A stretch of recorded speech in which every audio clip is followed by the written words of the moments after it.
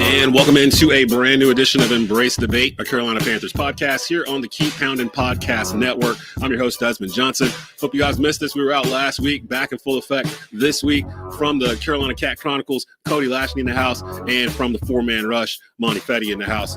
Got a couple of topics we're going to get into this morning before we get you started on your weekend, or excuse me, on your work week here on Monday, May the 22nd, 2023. Before we do that, though, Monti, Cody, what's up? What's going on, players? How y'all doing? What's going on, man? I'm doing good. OTAs are underway. It's a beautiful day in Charlotte, and I'm happy to pack up my dude Monti like a can of sardines, bro. Oh man. What's up, fellas? I did see our girl Sheena Quick. She's out at OTAs. Got a couple of folks that we know out at OTAs giving us some good footage. I see Bryce already taking turns with the first string offensive line. And he cooking, man. Von Bell has already picked off Andy Dalton. Yeah, so we roll. We're going. You know, it's crazy to me.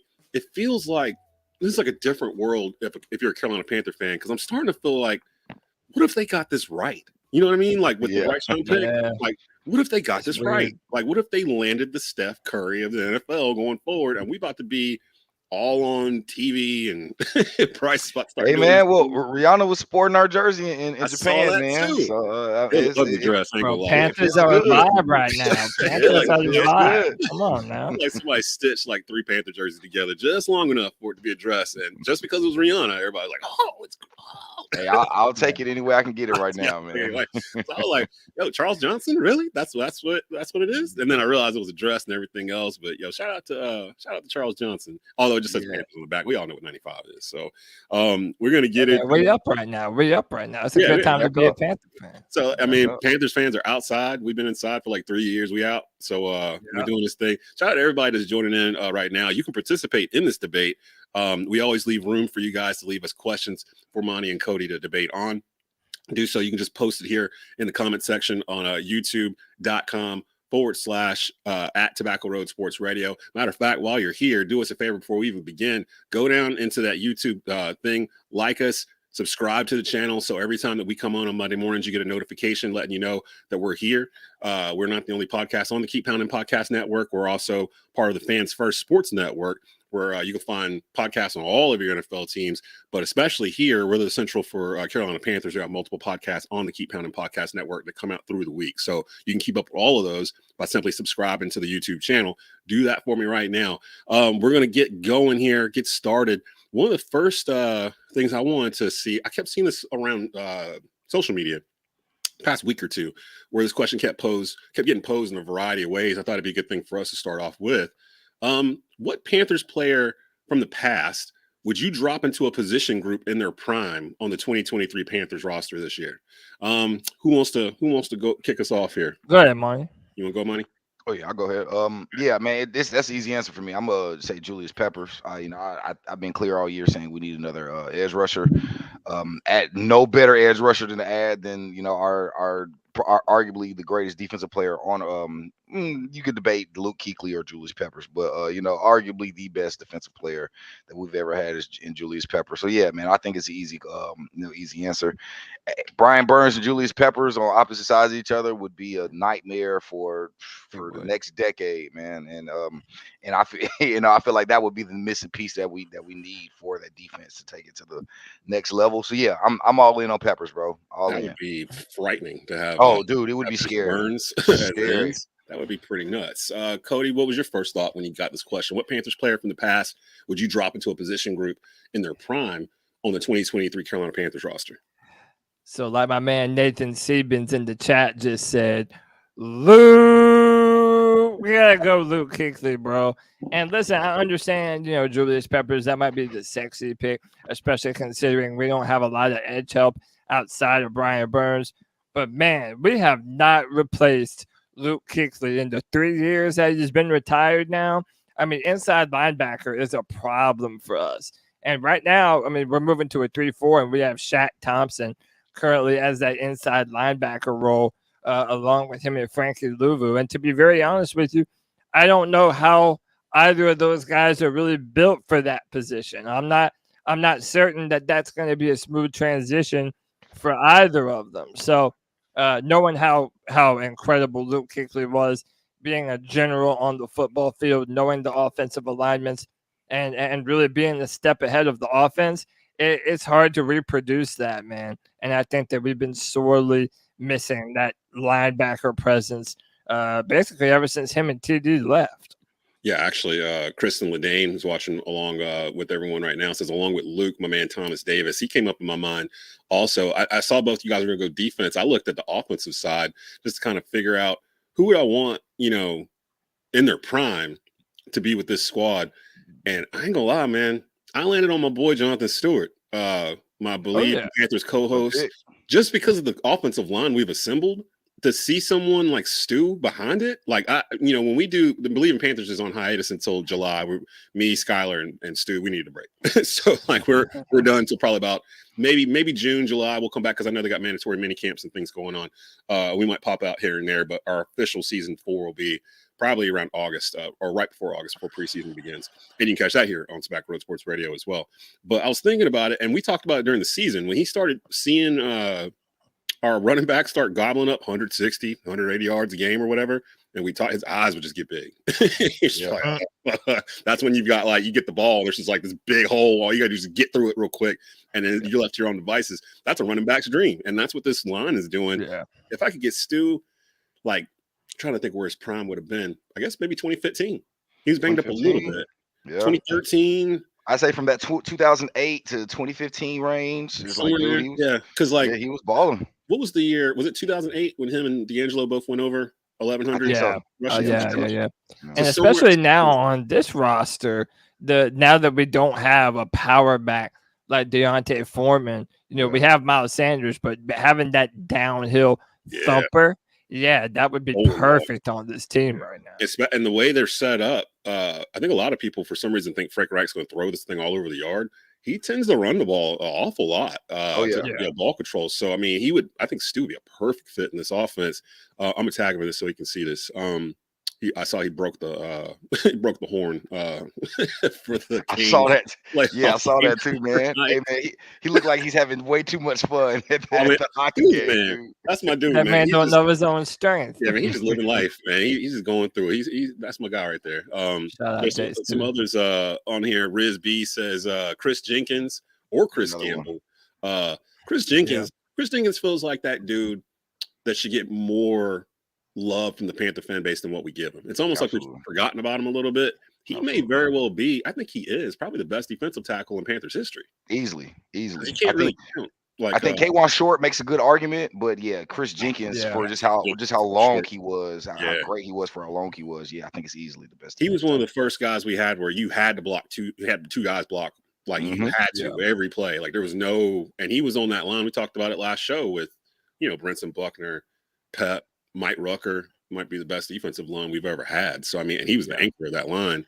That's a good one there. Tim Stelling says Stephen Davis, who was in our pre-show talks. We were talking a couple topics, and Stephen Davis's name popped up a couple of times. Stephen Davis was probably the first real running back we had that was durable that we really loaded up on. I know people are going to say Tim Biakabatuka and some other names from back in the past, but Biakabatuka was great, but he was hurt all the time. Kind of blew him out of his thing. Someone, White Chocolate Espresso says Smith. I assume he's talking about Steve Smith. I think that's just that's an easy answer. Steve Smith, it's just too easy of a pick. But it's not the wrong pick. It's just too easy of a pick. And when it comes to Steve, I mean, it would be incredible having a receiver of that caliber. But the way that the roster is built, we're going to be spreading the football around. It's not going to be dependent on a true dominant X wide receiver in our offense. So that's why, when thinking about that, it's like what player could really take this current roster to the next level.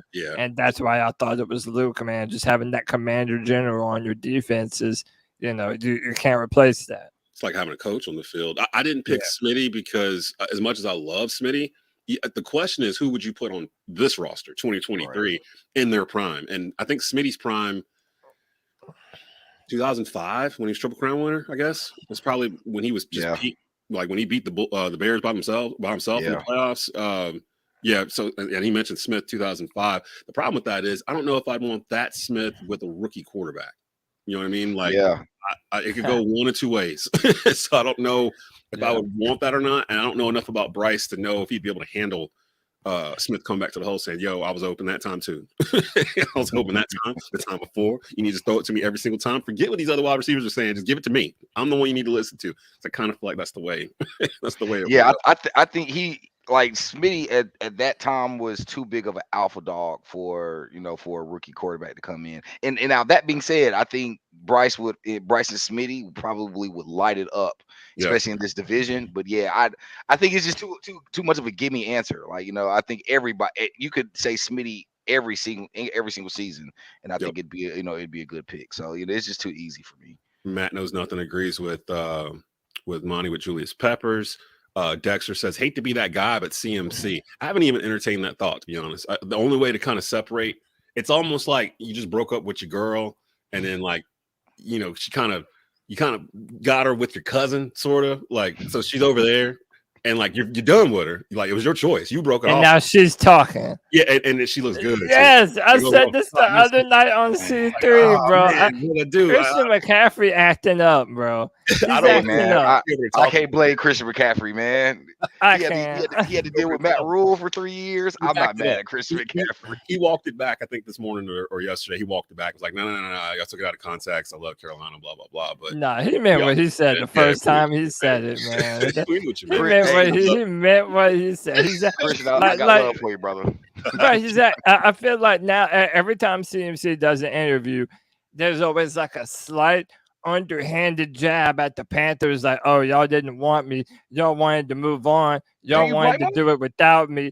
It's like, bro, he's jilted. Do you blame him? Man, Christian McCaffrey for like 3 years, everybody wanted Christian McCaffrey traded after he got paid, man. And then he goes to another team and he lights it up. Like, I don't blame him. It was the perfect place for him to land. I mean, right. Like the offensive mastermind on the West Coast. You grew up out there. Like, it was perfect for him to go. So of course he's going to be like, oh, I loved it. It was great. It was great. But also, like, he was hurt 2 years in a row when he was the focal point of our offense, and he was expensive. So it's like, come on, bro. If you know it's a business, what did you think was going to happen? Like, man, just say thank you for your time with the Panthers. Say I'm happy about people, Cody. I'm happy with my situation now, bro.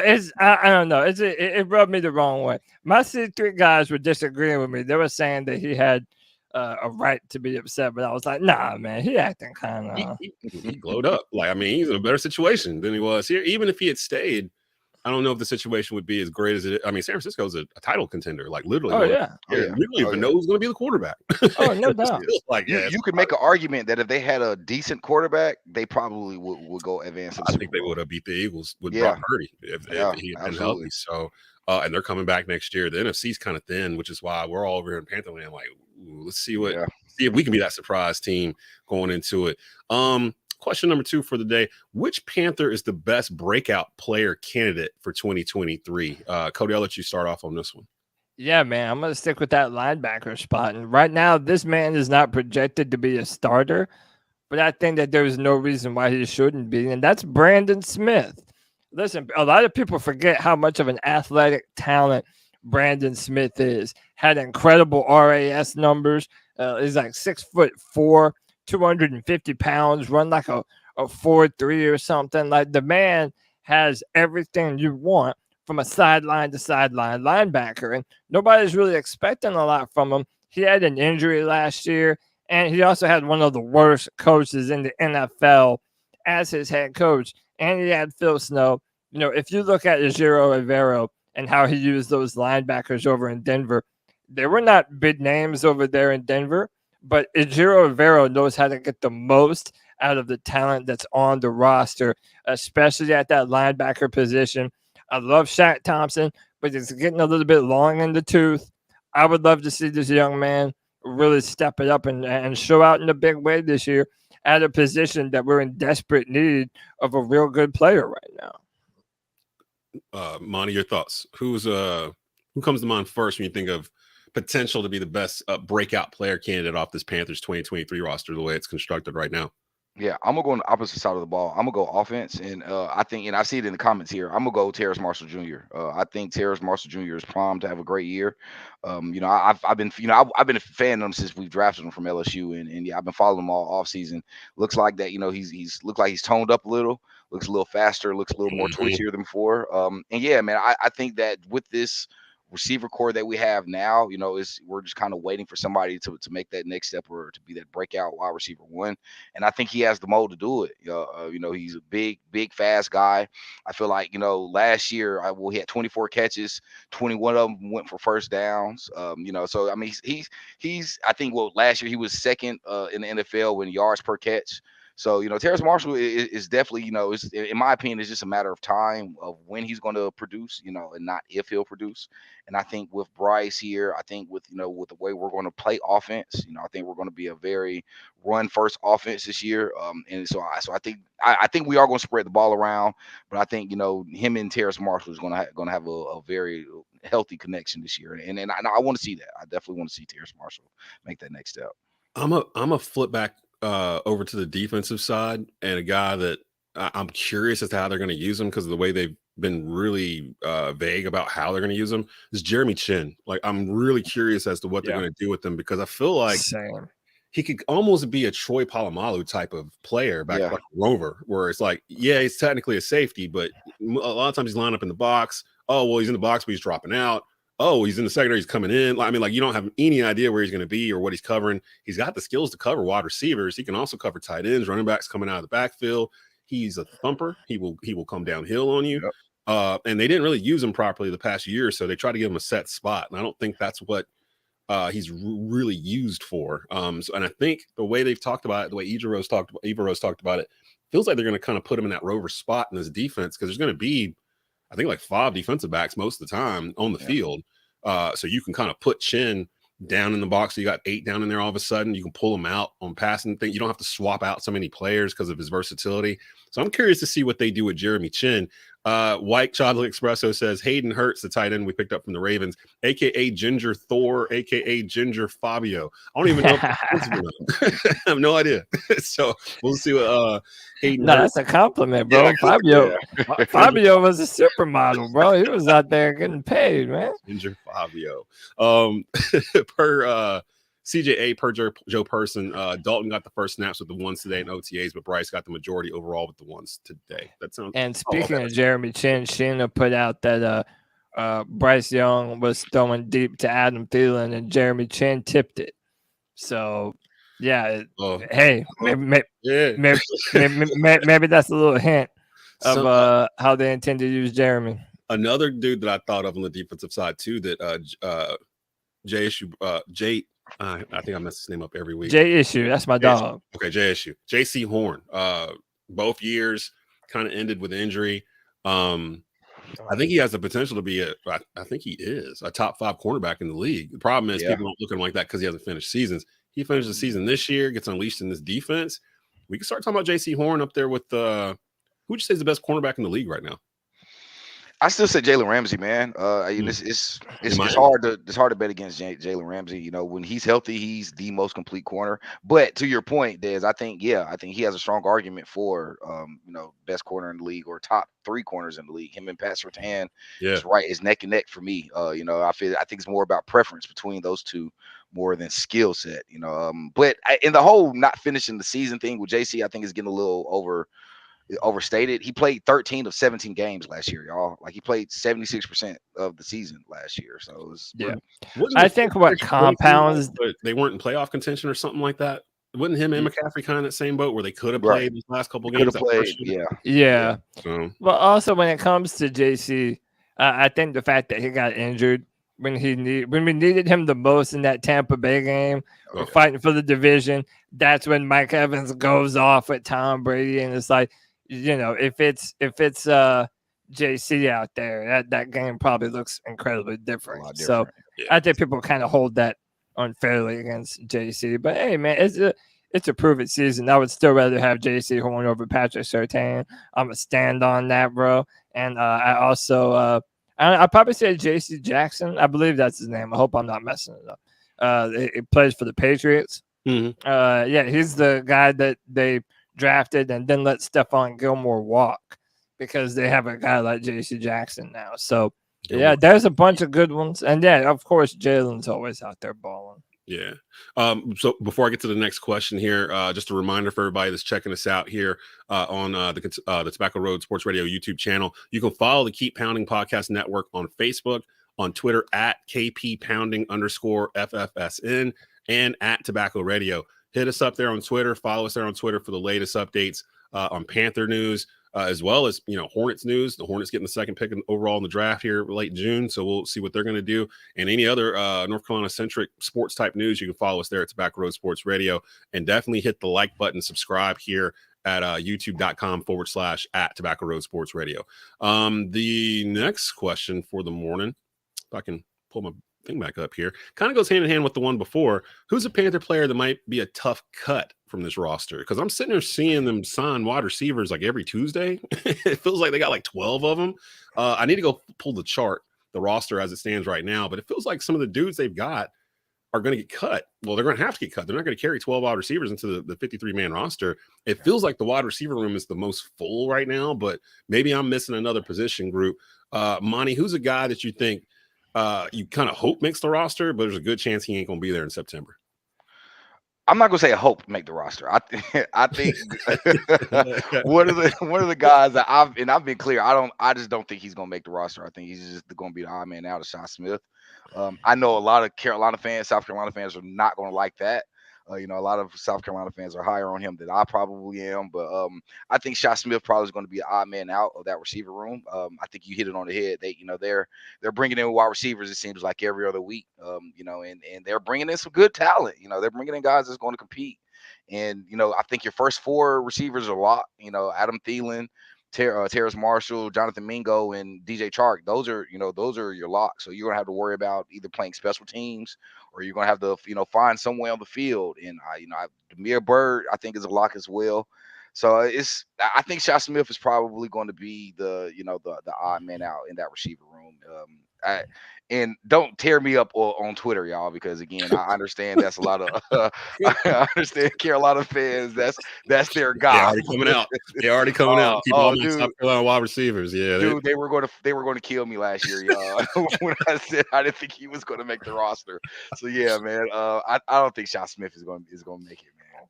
Cody, what's up? What Bro, player? I'm like the biggest Shi Smith defender. It's like I've wanted him to be good, and me and Tony on C3, we go back and forth and fight who's better, Demir Bird or Shi Smith. Two other South Carolina receivers. I don't know. I like Shi, but I hope he makes a roster. But look, I'm gonna be honest with y'all. Mine might be a surprise. Bro, CJ Henderson. Oh yeah. Because look, so that they have OTAs today, and he's not even there. Where is he? He's not even there. Will Conkle and I believe Joe Portion reported that Keith Taylor is out there getting most of the action. And listen, when we traded for CJ Henderson, he was a first round pick, and then 2 years later or a year later, Jaguars are looking to trade him. And there's always been this rumor that like CJ Henderson don't really love football, or that his heart isn't in it. And I'm going to be real. I normally, I don't know CJ Henderson. I don't know what his actual thoughts and feelings are. But, I mean, just based on his performance and based on how his career has gone thus far, it really wouldn't surprise me. And he did not look great last year. And pretty soon you're going to have to determine, what you're going to do with them. I mean, they didn't pick up his fifth-year option. Yeah. So right now, that's the Panthers organization already telling you what they believe CJ Henderson to be. It's a big-time prove-it year for him. And for him to not show up at OTAs, now, I don't know, maybe he might have a family emergency. I don't know why he's not there. But when your job is on the line and you're not going to show up when the rest of your teammates are, I don't know, man. Fans were already thinking sideways about you, and this doesn't help. So it might be a surprise, but yeah, I'm saying C.J. Henderson. That's a pretty good one, actually. I didn't even consider his contract situation and everything else, and the fact that he's been kind of up, down the whole time he's been here. And he's one of those Matt Rule decisions. You know what I mean? Like, that was like a unilateral Matt Rule. I want this guy. He was a top 10 guy in 2020, draft pick wise, so he must be good. Let's go get him. And apparently we were going to draft him if Derek Brown wasn't there. So that's another thing. So it's like we were high on him. That's eye-opening as well. To know that he was next on the board if we didn't get Derek Brown, which is crazy. Because the one thing I've always said with Matt Rule is that, I didn't agree with about 80% of what he was doing, but the one thing I did like was his talent evaluation in terms of like what they were picking up in the draft. Because we did pick up some gems in the like a Jeremy Chin, dudes like that. You got to give credit to Matt Rule and his people for that. Although Scott Fitterer came in 2 years ago and started kind of helping direct the draft, so some of that's on him too. That I guess the first year, 2020, it was really all Matt Rule, and Marty Herney was still the GM at the time. But that was really Matt Rule's draft. So we'll see how those guys are going forward. Matt Knows Nothing says Deontay Brown, Michael Jordan, C.J. Henderson. They just signed Michael Jordan back. So I don't know about him. C.J. Deontay Brown, late round draft pick, offensive lineman. Another guy I defended so much, man. Hey, I want to say I want to say this before we move on, because I think it just needs to be said. C.J. Henderson is what everybody thinks Dante Jackson is, and I feel like everybody thinks Dante Jackson is the worst corner in the league, which I think is crazy. C.J. Henderson is every bit of what y'all think Dante Jackson is. I like Jackson. I love Dante Jackson, and this is coming from a guy that when we drafted him, I hated the pick. I've never been a fan of small corners. Like everybody in 4-man rush will tell you, I've always been a fan of like big, long, taller corners. So I've never really was a fan of Dante Jackson at first. He's slowly growing on me since then, and if you just look at it, bro, C.J. Henderson at his best is what looks like what Dante Jackson looks like at his worst, and I feel like that needs to be said. That's we talk about corners not being available. If Dante Jackson plays in that Tampa game, it's a complete different game as well. Regardless how we feel, Dante Jackson can take the ball away, and that's something we haven't seen with Keith Taylor or C.J. Henderson. And yeah, man, I agree with Cody on this, but I feel like C.J. Henderson would be an easy cut. You just got to get him out of here, man. CJA is reporting Frank Wright speaking to the media right now, then Bryce, then Matt Corral. Oh, wow. Matt Corral had a pretty good day today too. Yeah. Stay right here though. Can I just put out my prediction? I don't mean to interrupt you there. I want to put it out there. At some point during this season, I believe Matt Corral is going to be quarterback too. We mentioned Corral in our game too. Like that, we'll get to Matt Corral here probably next week or week after, just depending on what they're doing with him. But it looks like he's part of their plans. They're at least going to see what they got with him, which makes total sense. And too much talent for us to just abandon. Yeah, he definitely should be a part of the plans. Even if it's a backup quarterback role, he definitely should be a part of the plan. Yeah, and who knows? Maybe you turn him into a piece that you can actually get something out of if you want to go that route too. I could see them keeping 3 quarterbacks on this roster with Dalton, Corral, and of course Bryce Young.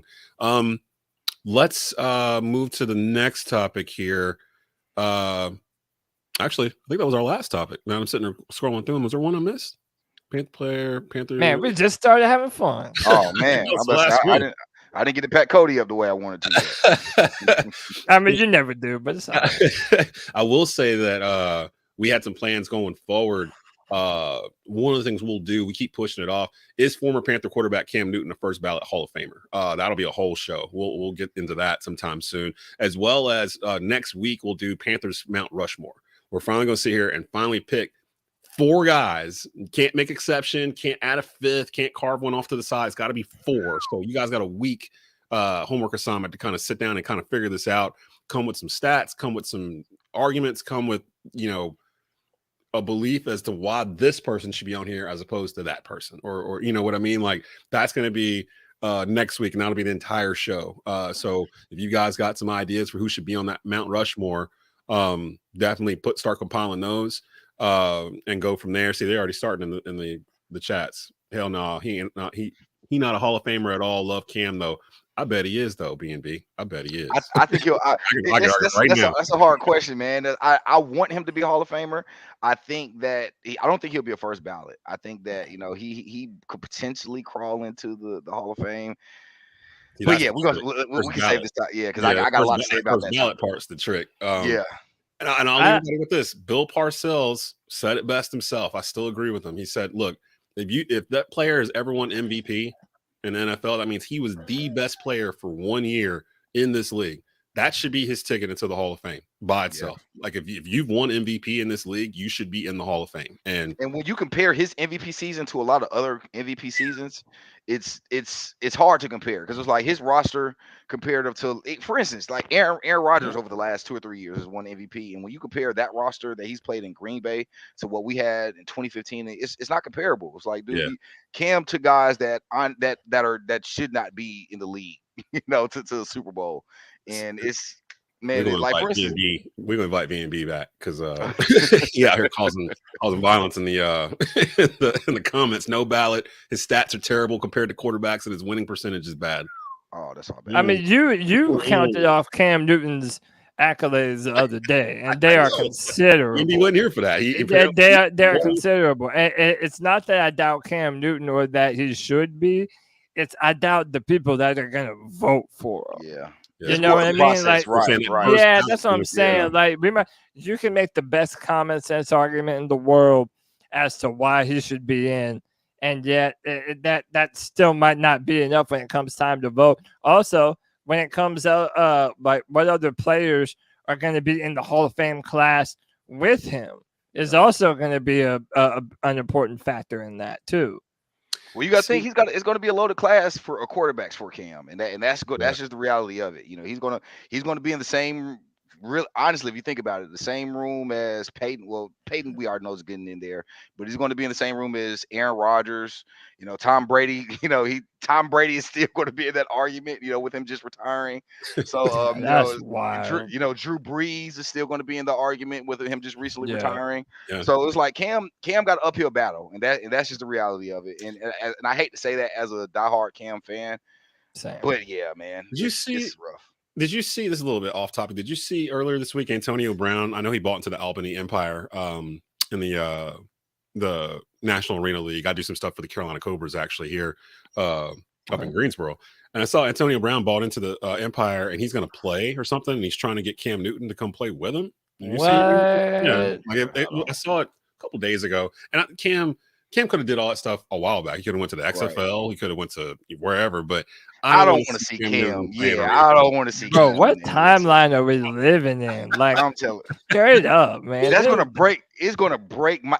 I don't care if Cam dominates the league. Yeah, it's going to break my heart. Oh, dude. To see him dunk on trash, like, dude, come on, man. I can't see it, man. I don't want to watch it, dog. Celebrating after every first down. I don't want to see my boy go out like that. I just can't. I can't. And maybe one of the things we should debate is, should Cam just retire? Because that's kind of where we are at this point, right? Like, and see, Matt talking blasphemous. Thinks Matt Ryan will be a Hall of Famer before Cam. I'll say this. Hey, and I hate the Falcons like everybody else.